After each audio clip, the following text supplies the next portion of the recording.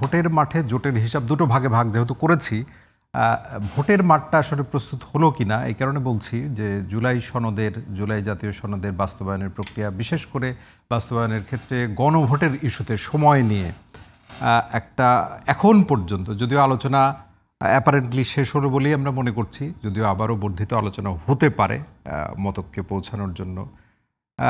সব কিছু মিলিয়ে সাংবিধানিক আদেশের কথা বলেন বা দ্বৈত ক্ষমতা যদি জাতীয় সংসদের বলেন, খুব ডিটেল আলোচনা না গেলেও ফেব্রুয়ারির প্রথমার্ধে যদি নির্বাচন হয় তাহলে এই জুলাই জাতীয় সনদ যেটি স্বাক্ষরিত হবে 15 অক্টোবর, ঐক্যমত্য এবং নির্বাচন নিয়ে কোনো শঙ্কা আপনার আছে কিনা এই মুহূর্তে?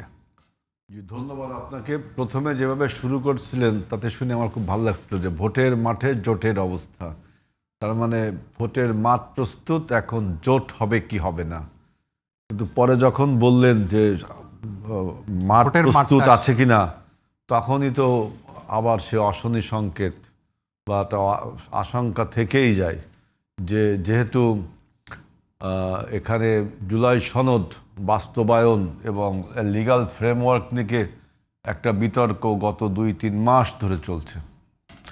এই 2-3 মাসের মধ্যে বিশেষ করে আমরা বিএনপি অনেকগুলো অপশন, বিশেষ করে 3টা অপশন দেখিয়েছি কিভাবে আপনার জুলাই সনদকে বাস্তবায়ন করা যায় এবং লিগ্যাল ফ্রেমওয়ার্ক দেওয়া যায়।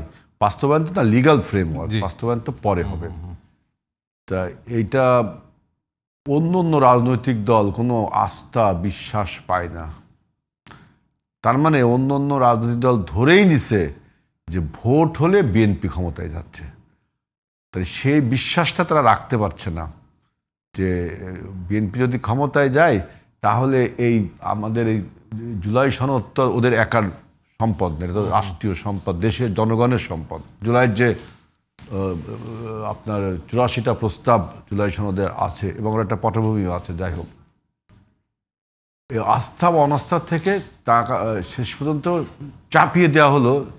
এবং আমরাও বিএনপিও মেনে নিলাম যে গণভোটের সময়ক্ষণ নিয়ে এখন আবার কথা শুরু হয়েছে, তাই না?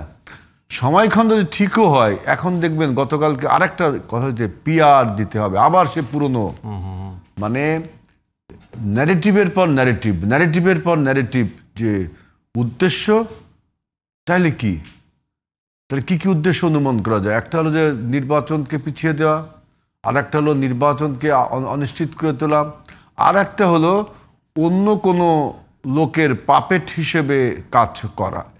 থার্ড যে অ্যাজাম্পশনটা বলছি, এখন নির্বাচন যদি পিছাই দেয় তাহলে তারা যেহেতু আপনার প্রথম শ্রেণীর রাজনৈতিক দল না, বাংলাদেশে প্রথম শ্রেণীর রাজনৈতিক দল হিসেবে যারা বিশেষভাবে পরিচিত, মনে করেন আওয়ামী লীগ, তারা পরাজিত মাফিয়া হয়ে বিদায় নিয়েছে।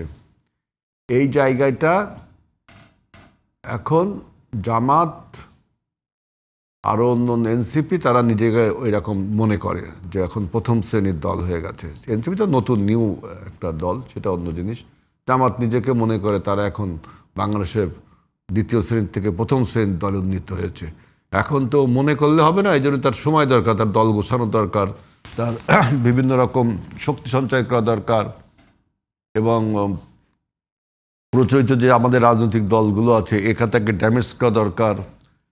তারপরে আপনার প্রশাসন বলেন বিভিন্ন জায়গা তার বিস্তৃতি দরকার, এই জন্য সে ভোটটাকে পিছিয়ে দিতে চায়। দ্বিতীয় হলো যে বাংলাদেশের যদি ভোটটা আনসার্টেন হয়ে যায় তার মানে গণতন্ত্র পুনঃপ্রতিষ্ঠা আনসার্টেন হয়ে গেল। আনসার্টেন হয়ে গেলে আপনার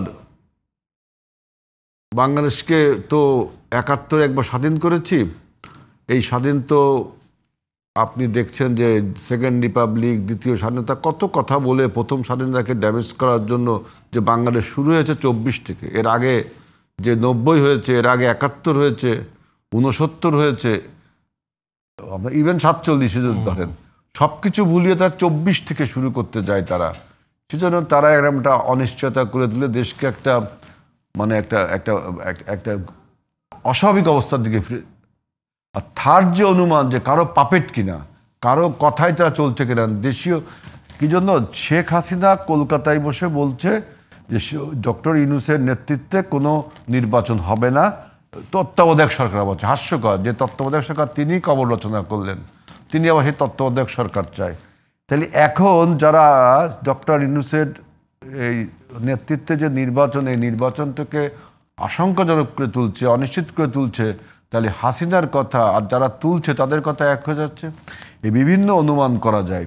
তবে আমি লাস্টে যে কথাটা বলছি, অনুমতি দেন আর কি, বলছিলেন যে বিএনপির বাইরে বিশেষ করে জামাত ইসলামের কথা বললেন, এনসিপির কথাও আপনি বললেন যে তারা মনে করছে যে প্রথম সারির রাজনৈতিক দল, এই যে সারির রাজনৈতিক দলই হোক, জুলাইয়ের পরে বা দীর্ঘ সময়ের যে আন্দোলন, সেখানে জামাত ইসলামী আপনাদের সঙ্গে ছিল, যুগপৎ আন্দোলনও করেছে, মানে বিএনপি প্রথম সারিতে, আপনার কথা যেটা বোঝা গেল যে বিএনপি ক্ষমতায় যাবে, এটি মোটামুটি জনগণ এক ধরনের, আমার কথা বোঝা যায় তাদের কথায় মানে বিএনপির আসলে অ্যানালাইসিসটা কি নিজের সম্পর্কে, এবং তার যে সমমনা না হলেও যুগপৎ আন্দোলনের যারা সঙ্গী, তাদের সাথে তাদেরকে আস্থায় কেন নিতে পারলো না বিএনপি? এটা খুব দূরত্বে চলে গেল কিনা বিএনপি তাদের থেকে? বিএনপি প্রথম বলেছে যে আমাদের এই তর্ক বিতর্কে এমন অবস্থা যেন তৈরি না হয় যেন মুখ দেখাতে কি বন্ধ হয়ে যায়, এই যেন না হয়, এটা বিএনপি প্রথমেই সতর্ক করেছে। আর কিন্তু আমাদের ঐক্যমত কমিশনে আলোচনা চলছে, সেখানে আপনি দেখবেন যে বিএনপি যে ঐক্যমত কমিশন যে প্রস্তাবগুলো দিয়েছে বা অন্যান্য রাজনৈতিক দল যে প্রস্তাব দিয়েছে, সেগুলো একাডেমিক বিশ্লেষণ বিএনপি যেভাবে বলছে যে এটা কোনটা দেশের পক্ষে হবে বা জনগণের পক্ষে অথবা আইনগত বৈধ কিনা, যতভাবে বিএনপি এটা সমাধান করার চেষ্টা করছে সমস্ত আলোচনাগুলোকে, কিন্তু ওই সমস্ত রাজনৈতিক দল দেখবেন সুপারফিশিয়াল একটা কথা বলে চলে যাচ্ছে। মানে সবসময় হলো যে একটা অনিশ্চিত অবস্থা গড়ে তোলা। আপনি এটা সমাধান দিবেন, এই যে জুলাই সনদ দিয়ে কত রকম কথা হলো, শেষ পর্যন্ত বিএনপি কিন্তু এই সমাধানটা দিল যে এই গণভোটই হোক, ঠিক আছে। যদিও আমি বলছি যে এই গণভোট নিয়ে আমার প্রশ্ন আছে যে এই গণভোটে যদি না ভোট জয়যুক্ত হয়, তাহলে জুলাই যে সংগ্রাম, যে আন্দোলন, সেটা কি মিথ্যা ছিল আমাদের? এই জুলাই সনদে কিন্তু পটভূমিতে লেখা আছে যে কেন আমরা জুলাই আন্দোলনটা করলাম। তো এর বিপক্ষে আমরা যদি হেরে যাই, তাহলে জুলাই আন্দোলন কি আমাদের ভুল ছিল? আমাদের মুগ্ধ, সাইদ, ওয়াসিমদের রক্ত কি তাহলে ভুল দেওয়া হয়েছিল?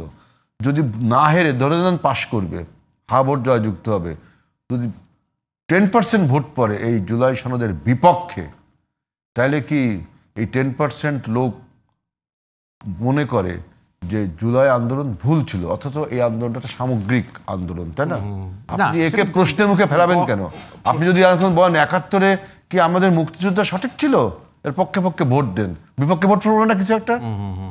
এইটা একটা মানে অবিবেচক বিষয়, অর্বাচীন বিষয়, মানে সিদ্ধান্ত কি নেওয়া উচিত? সেটা কি রাজনৈতিক দলগুলো আসলে ঐক্যমত্যে পৌঁছাতে পারলো? মানে গণভোট না হয়েই চিন্তা করেন না যে আপনি হলো না, চাপে পড়ে চাপিয়ে দেওয়া হলো গণভোটকে। তাও আমরা দেশের সাথে আমাদের কারণ নির্বাচনটা এখন অপরিহার্য।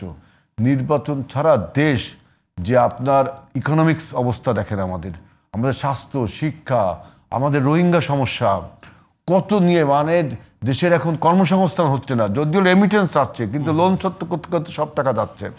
সুতরাং এই যে একটা হযবরল অবস্থা সৃষ্টি হয়েছে, এবং বর্তমান অন্তর্বর্তী সরকারের সক্ষম না সবকিছু আপনার এই মোকাবেলা করতে, কারণ এই সরকার অলরেডি 12 মাস না 14 মাস পার হয়ে গেল।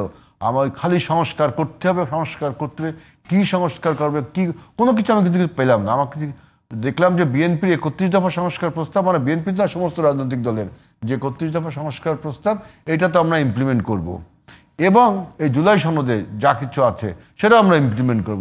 সংস্কার তো যা করে বিএনপি করতেছে।